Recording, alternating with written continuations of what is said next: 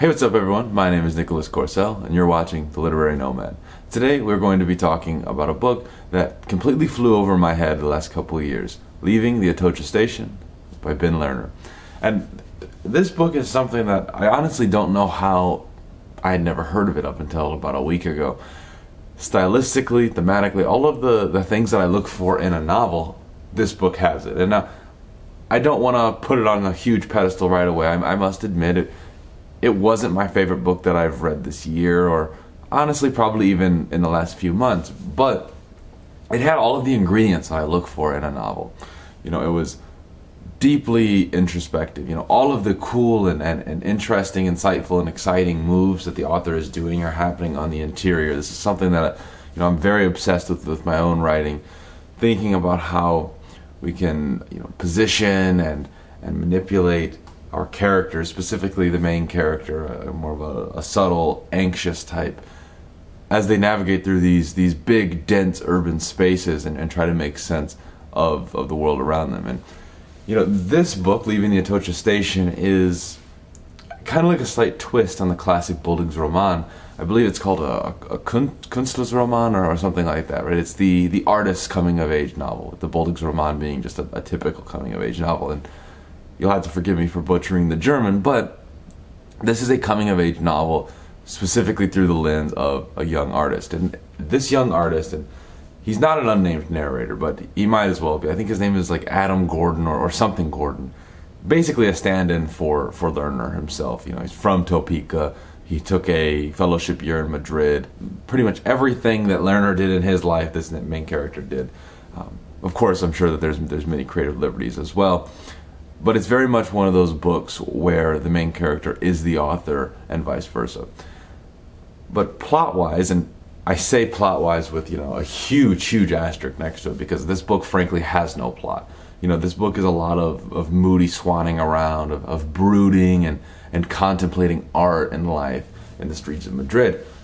But, you know, that being said, there are worse ways to pass a life than brutally swanning around the streets of Madrid. And so I was captivated, right? I was hooked in immediately just from knowing about what it's going to be about. You know, Madrid is probably my favorite city in the world. It's an intoxicating city, especially as a writer. And so I was very much interested in following this kid, this young poet, as he goes through this fellowship year. And while this fellowship is never directly named in the book, it's quite obviously the fellowship that Lerner received in real life. And his mission, his reason for being in Spain specifically, his reason for being in Madrid, is he is writing about poetry and the Spanish Civil War. The problem is he speaks very little Spanish, or at least he perceives himself to speak very little Spanish. He doesn't seem overly interested in writing about the Spanish Civil War, and he doesn't really seem interested in writing at all. He just wants to, you know, walk around, go to El Retiro and the Prado and all of these amazing things about Madrid, but he's not overly interested in pursuing his artistic ambitions.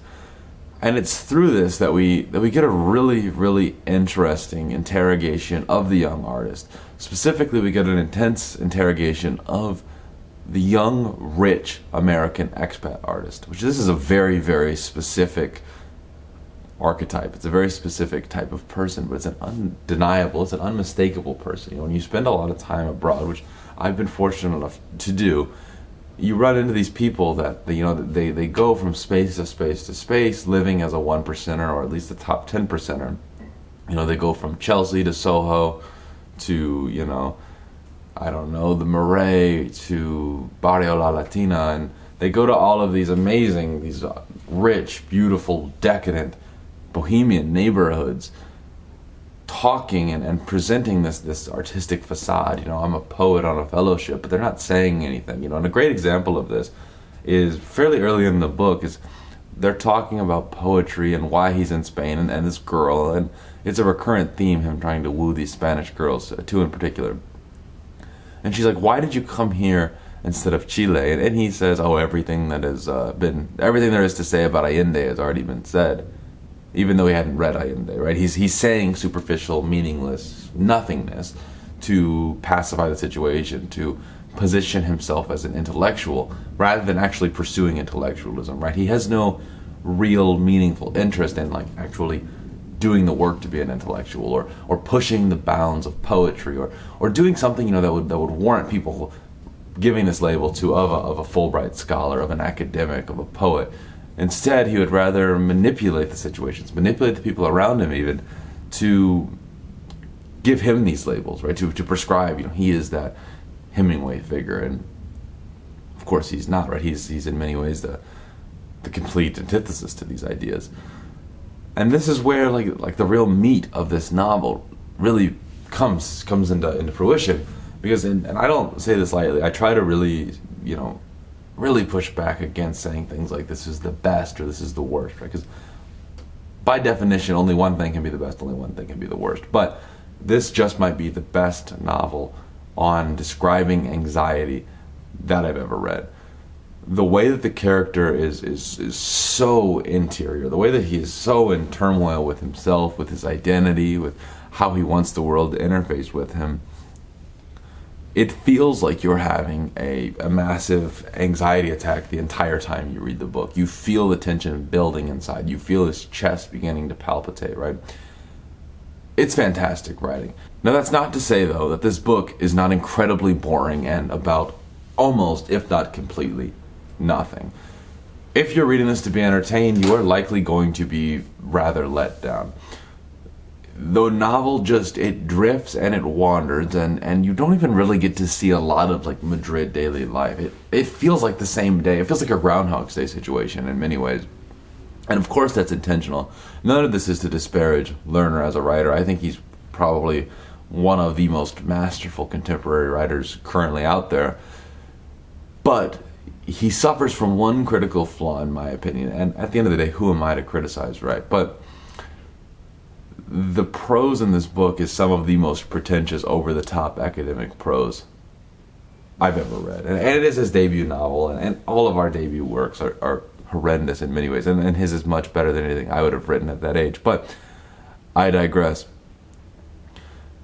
Lerner does not take an opportunity to let the reader know how smart he is, right? This main character is a stand-in for the author. That much is obvious. And the over-expounding, the over-articulation of thoughts and ideas is a lot at times. There are moments where it works really well, where he has this really eloquent idea in English and he throws some mumbled garbage in Spanish. That is really cool. The kind of the back and forth conversation, on a meta-linguistic level. That's awesome. There's other times though where it feels very Ivy League and not in a great way.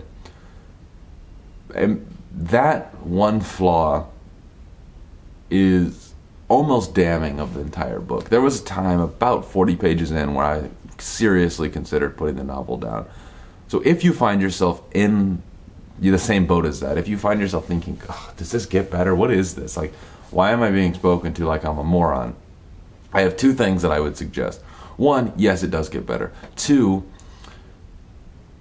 I wonder how much of that is intentional and how much of that is prose style. I haven't read anything else by Lerner, and I'm very intrigued to read something more. I think I'm going to pick up 1004 in about a week or so and start reading that. So you can likely expect a review on that on the channel.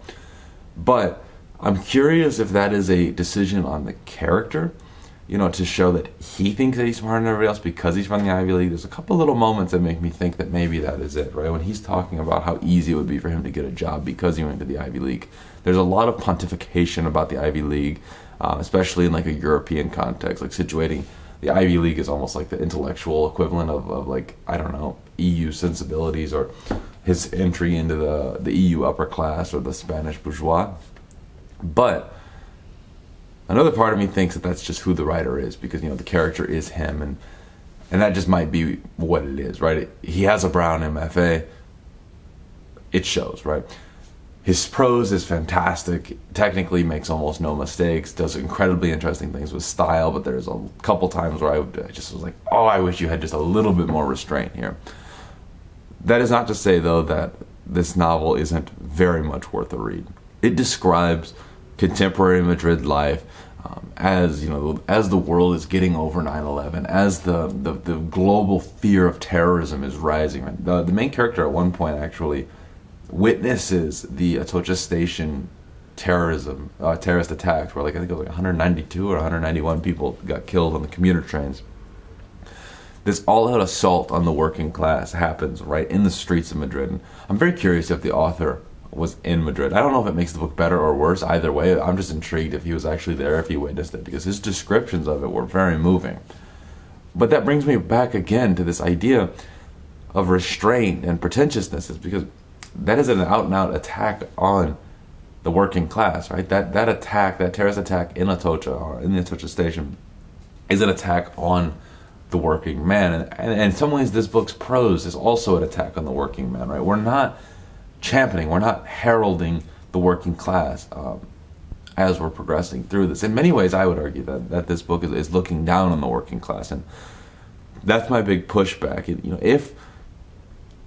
if we're positioning the prose as like a meta commentary on the terrorism, I think that is really cool. But then the terrorism aspect felt a little bit undeveloped.